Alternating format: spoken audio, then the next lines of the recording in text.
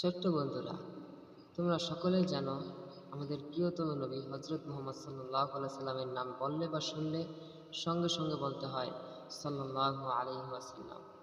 এবং একথাও নিশ্চয়ই শুনেছ, নবীদের কোনো সাহাবীর নাম শুনলে বা বললে সঙ্গে সঙ্গে বলতে হয় রাদিয়াল্লাহু আনহু। এর অর্থ আল্লাহ তার প্রতি খুশি। ও হ্যাঁ, সাহাবী কাকে বলে তা তো বলা হয়নি, তাহলে শুনো। ইসলাম গ্রহণ করার পর যেসব ভাগ্যবান মানুষ আমাদের মহানবী হজরত মুহাম্মদ সাল্লাল্লাহু আলাইহি সাল্লামকে স্বচক্ষে দেখেছেন, তার কাছে আসার খোশ নসিব লাভ করেছেন এবং ঈমান নিয়ে পৃথিবী থেকে বিদায় নিয়েছেন, তারাই হলেন সাহাবী। তবে মনে রেখো, তখনকার দিনে ইসলাম গ্রহণ করা কিন্তু খুব সহজ কথা ছিল না। কারণ সেকালের মক্কার লোকেরা ছিল বিজার পাষণ্ড। তারা দিন দুপুরে ডাকাতি করত, কথায় কথায় ঝগড়া বাঁধিয়ে খুন করত কত মানুষ। বাজারে যেমন গন্ডায় গন্ডায় মাছ বিক্রি হয়, তেমনি হাটে বাজারে মানুষ বিক্রি হতো।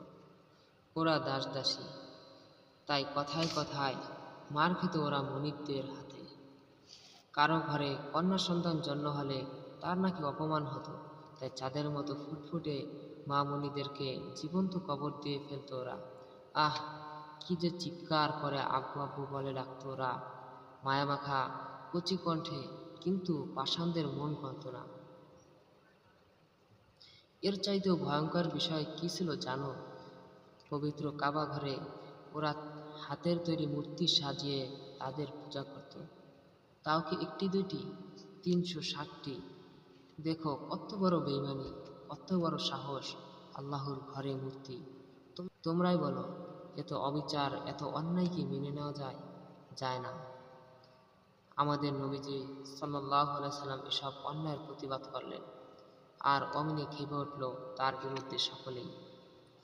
খেপবেই তো, চামচিকারা কি আলো পছন্দ করে বলো? অতঃপর শুরু হলো নবীজির প্রতি সে কি অত্যাচার।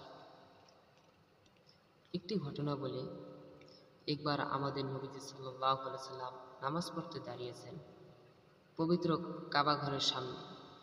পাশেই বেঈমান মুশরিকদের একটি জটলা। তারা যখন দেখল হযরত মুহাম্মদ সাল্লাল্লাহু আলাইহি সাল্লাম প্রাণ খুলে আল্লাহর ইবাদত করছেন, তখন তাদের গায়ে জ্বালা ধরে গেল। কি, আমাদের দেবদেবীদের এই অপমান! আমাদের সামনেই এক আল্লাহর ইবাদত, তারা মজা দেখাচ্ছে। ছুটে গেল এক হতভাগা, উট জবাই করে তার নাড়ি ভুঁড়ি যেখানে ফেলে রাখে সেখানে গিয়ে বড় একটি উটের ভুঁড়ি নিয়ে ছুটে এলো নবীজির দিকে। প্রিয় নবীজি সাল্লাল্লাহু আলাইহি সাল্লাম তখন সিজদায়। তিনি প্রাণ খুলে তার প্রভুর পবিত্রতা বর্ণনা করছেন মাটিতে কপাল রেখে। সেই অভাগা বেঈমান কি করল জানো? উটের ভুঁড়িটি এনে নবীজির মাথায় চাপিয়ে দিল। অসম্ভব ভারে নবীজির দম বন্ধ প্রায়, প্রাণ তার যায় যায়, চোখ দুটো যেন বেরিয়ে পড়বে। তিনি কোনো মতে মাথা ওঠাতে পারছেন না।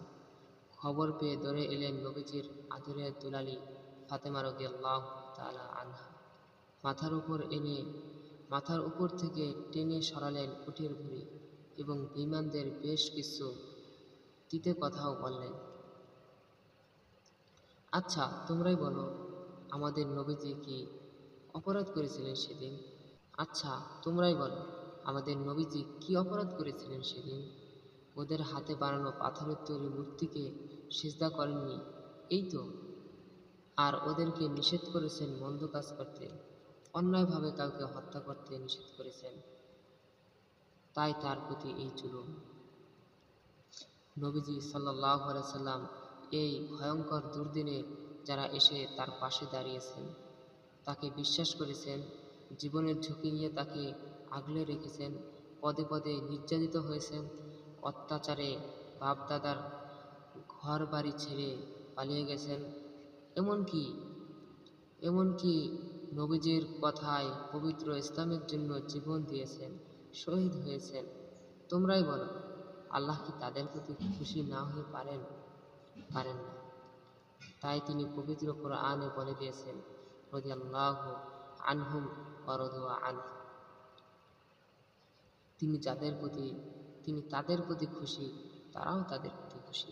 আচ্ছা, একবার ভেবে দেখো তো, সেদিন যদি আল্লাহর রহমতে সাহাবীগণ জীবনের ঝুঁকি নিয়ে বুকের তাজা রক্তের বিনিময়ে নবীজিকে গ্রহণ না করতেন। আচ্ছা, একবার ভেবে দেখো তো, সেদিন যদি আল্লাহর রহমতে সাহাবীগণ জীবনের ঝুঁকি নিয়ে বুকের তাজা রক্তের বিনিময়ে নবীজিকে গ্রহণ না করতেন, জীবনের মায়া করে ঘরে বসে থাকতেন, তাহলে কেমন হতো? কিভাবে প্রতিষ্ঠিত হতো ইসলাম? আমরা কিভাবে সন্তান পেতাম ভেস্তের? পেতাম না, কেউ পেতাম না।